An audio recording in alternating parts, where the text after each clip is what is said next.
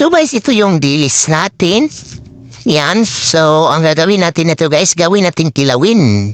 Yan, i-separate natin tong guys, daman at saka tanggalan natin ng tinik. So pagkatapos guys, ito na ang kalalabasan sa dilis natin na natanggal na natin ang mga tinik.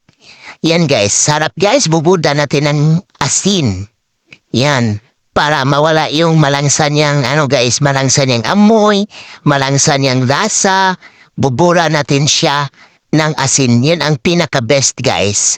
So, yan, lagyan na natin ng mga kamatis, sibuyas, puti, saka yung iba pang mga pampalasa niya guys, yung pamintang durog. Yan, ilalagay natin yan guys, at saka suka. Then ilagay natin ang suka dyan. At saka ito naman guys, para pampalasa dagdag, siling labuyo na nakaslice. Yan. Ang sarap niyan guys, pampasarap ng pagkain ng siling labuyo na nakaslice guys. Ihalo-halo natin siya guys. At ito na ang toppings natin at ang siling labuyo na buo guys. Yan, masarap yan.